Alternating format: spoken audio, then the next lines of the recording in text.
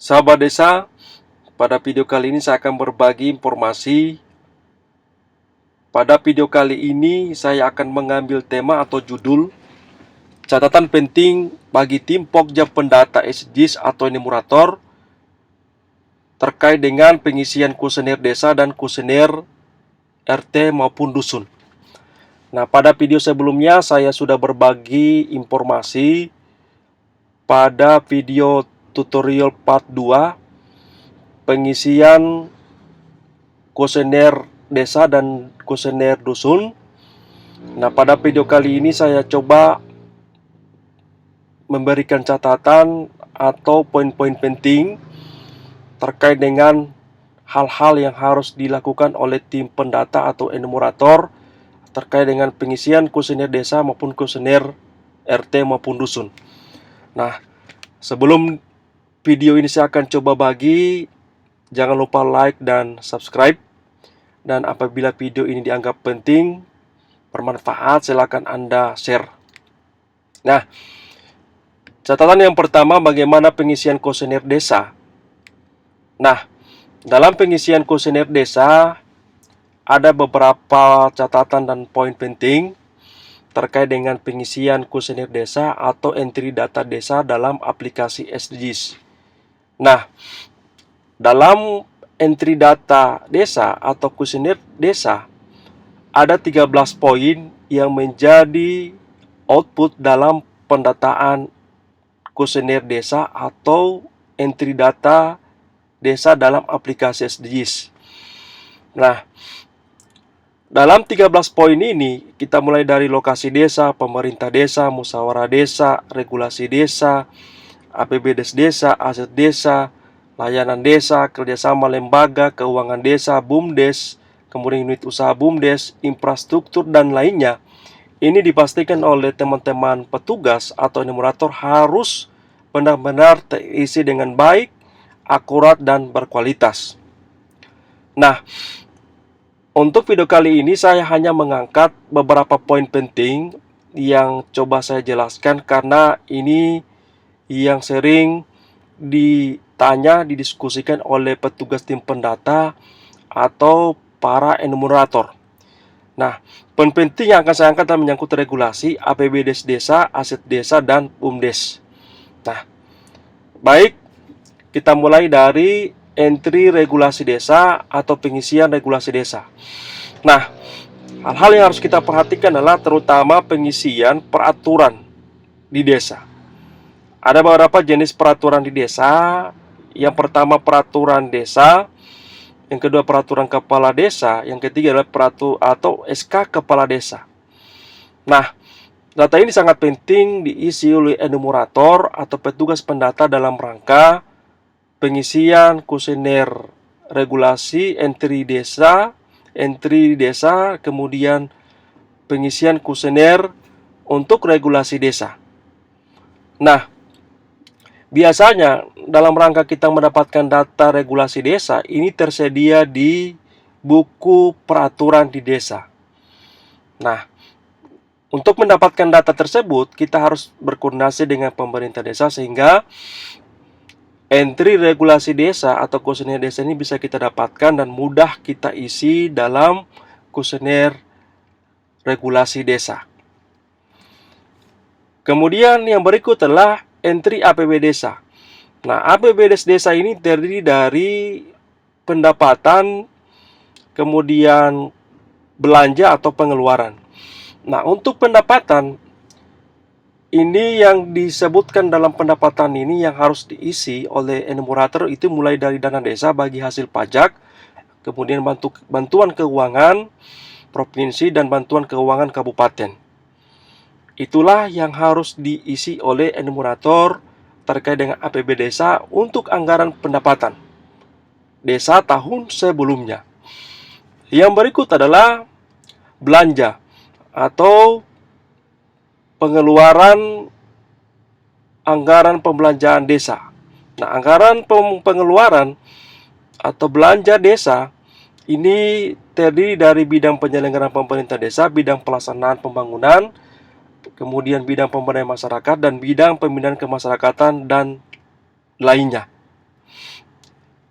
Untuk mendapatkan pendapatan dan anggaran pembelanjaan atau pengeluaran, teman-teman tim pendata atau enumerator ini harus mendapatkan informasi terkait dengan laporan realisasi APBD tahun sebelumnya, atau dalam rangka penginputan entry APBD desa.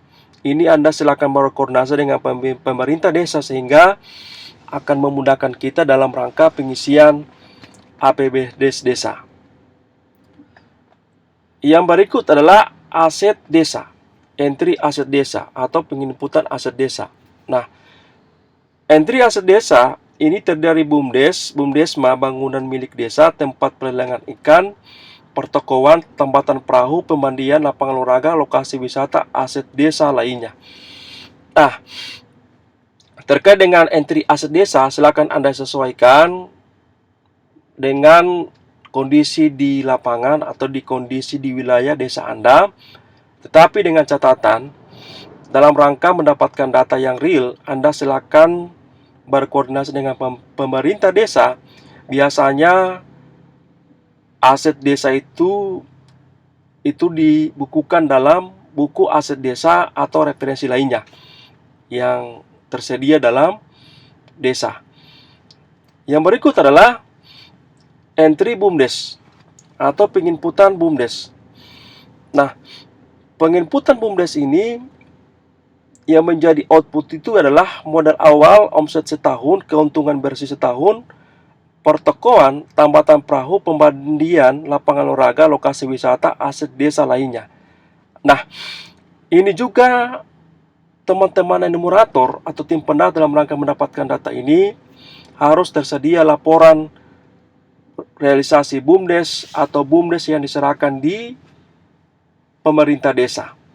Atau lebih baik tim pendata atau enumerator silakan berkoordinasi dengan pemerintah desa sehingga dalam rangka penginputan ini mendapatkan hasil yang berkualitas.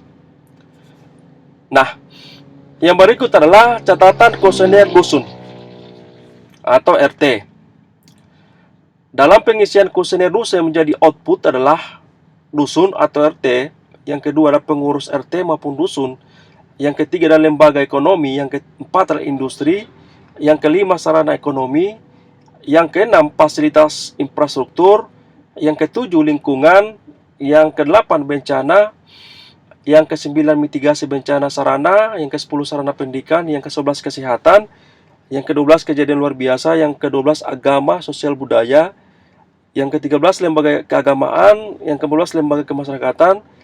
Yang ke-15 keamanan. Yang ke-16 tindak lanjut. Dan yang ke-17 kegiatan warga. Nah, dari 17 poin yang menjadi output yang harus diisi oleh enumerator di tingkatan dusun maupun RT, saya hanya mengambil catatan atau garis besar poin penting, yaitu yang pertama adalah industri, yang kedua sarana pendidikan, yang ketiga kesehatan, yang keempat lembaga kemasyarakatan.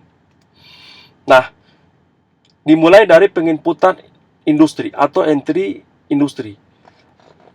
Entry industri ataupun penginputan industri adalah yang menjadi output. Yang pertama adalah jenis industri, jumlah industri kecil rumah tangga, kemudian jumlah industri sedang atau besar, dan kemudian jumlah pekerja. Nah, catatan, jika di rumah tangga, rukun tetangga atau dusun tidak ada data tentang industri bagian ini tidak perlu disimpan atau diupload. Artinya, pengisian untuk entry data industri disesuaikan dengan kebutuhan di tingkatan RT maupun dusun. Kemudian catatan yang berikut adalah entry sarana pendidikan. Nah, sarana pendidikan yang menjadi output di sarana pendidikan adalah jenis pendidikan, nama, pemilik, kondisi bangunan, jumlah guru, jumlah murid, dan jumlah pegawai. Nah, terkait dengan jenis pendidikan ini dimulai dari TK sampai dengan perguruan tinggi. Ini Anda harus coba detailkan dan isi dalam pengisian kuesioner ataupun aplikasi SDGs.